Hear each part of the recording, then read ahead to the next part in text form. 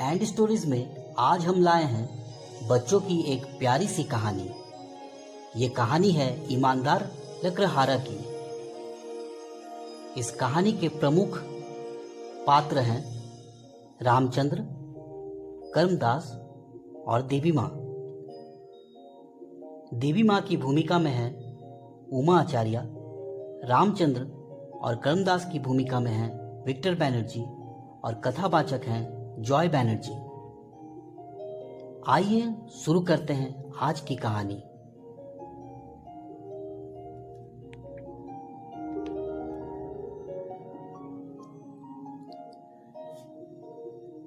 वैशाली गांव में दो लकड़हारे रहते थे,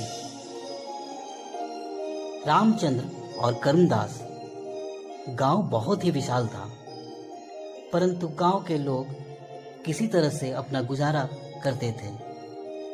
रामचंद्र बहुत ही मेहनती और ईमानदार व्यक्ति था, वहीं कर्मदास आलसी और कपटी था। रामचंद्र सुबह सुबह उठकर लकड़ियां काटने चला जाता और शहर में साहूकार को बेच के कुछ पैसे भी कमा लेता। उधर कर्मदास की नींद सुबह 10 के बाद ही खुलती। वह किसी तरह से छल कपट करके अपना गुजारा चला ही लेता। एक बार वो रामचंद्र को कहता है, भाई रामचंद्र, इतने सुबह सुबह उठते ही क्यों हो? आराम से काम किया करो। नहीं भाई कर्मदास, काम को प्राथमिकता देनी चाहिए। सुबह सुबह उठने से मैं ज़्यादा लकड़ी भी तो काट सकता हूँ। अरे भाई, मैं तो आराम से 10 बजे उठकर काम कर लेता हूँ।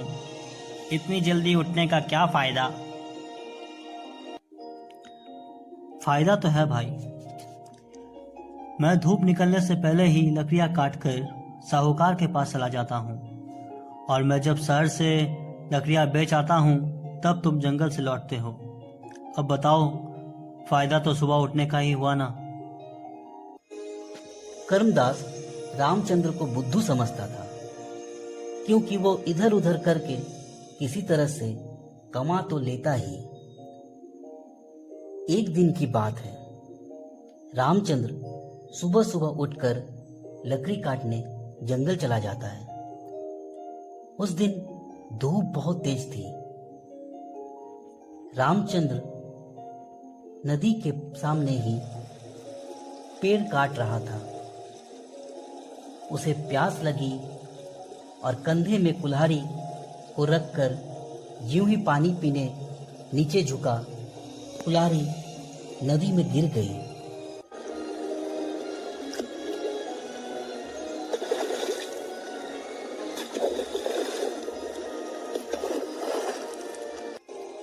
रामचंद्र उदास हो गया। वो नदी किनारे बैठ रोने लगा।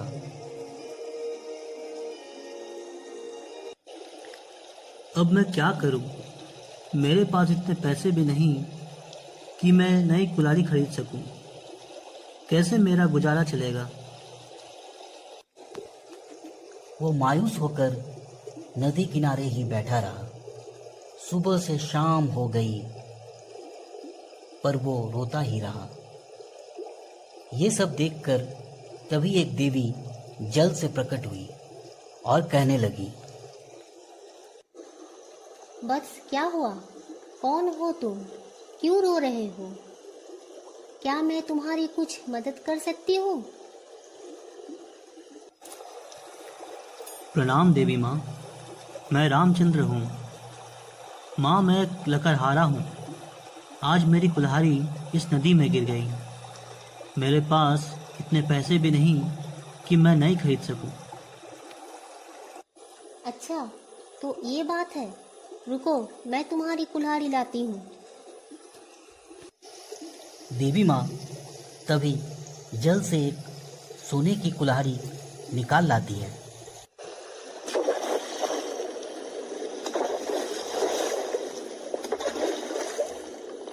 रामचंद्र, क्या ये तुम्हारी कुल्हाड़ी है? नहीं माँ, ये मेरी कुल्हाड़ी नहीं है। देवी माँ फिर डुबकी लगाती है और इस बार चांदी की कुल्हाड़ी ले आती है।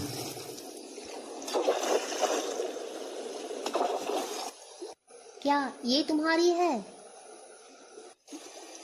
नहीं माँ, ये भी मेरी नहीं।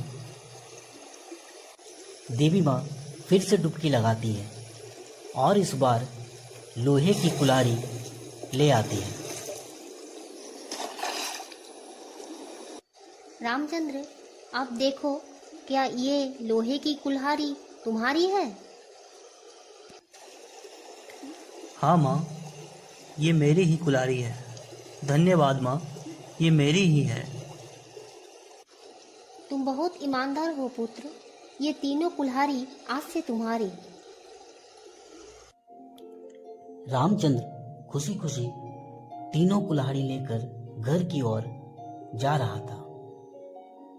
कमदास ने तीनों कुल्हाड़ी देख रामचंद्र से इसके बारे में पूछा। रामचंद्र बहुत ही सरल व्यक्ति था। उसने सारी घटना बता दी। फिर दूसरे ही दिन कर्मदास सुबह सुबह उठकर जंगल चला जाता है। वो जानबूझकर कुल्हाड़ी नदी में फेंक देता है और झूठे आंसू बहाने लगता है। फिर देवी माँ प्रकट होती है। क्या हुआ पुत्र? माँ, मेरी कुल्हाड़ी नदी में गिर गई, इसलिए मैं उदास हूँ। देवी माँ जल में डुबकी लगाती है और सोने की कुल्हाड़ी लेकर आती है। क्या ये सोने की कुल्हाड़ी तुम्हारी है? हाँ माँ, यही मेरी कुल्हाड़ी है। इसी के लिए मैं सुबह से शाम तक नदी किनारे बैठ रोता रहा। ये मुझे दे दीजिए।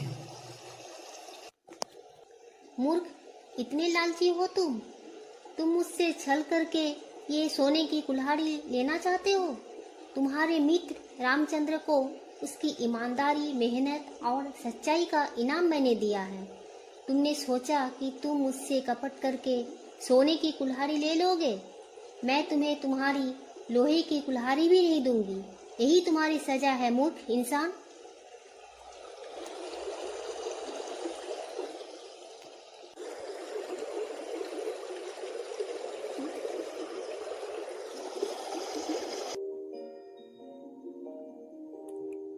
तो इस कहानी के माध्यम से आज हमने ये सीखा कि लालच बुरी बला है।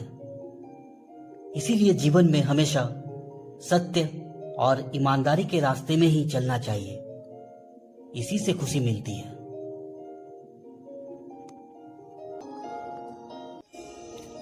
एंड स्टोरीज में आज के लिए इतना ही। नई कहानियों के साथ हम फिर आएंगे। Thanks for watching. Drop a like and don't forget to share and subscribe our channel and stories. Also leave your valuable comments for us. Thank you.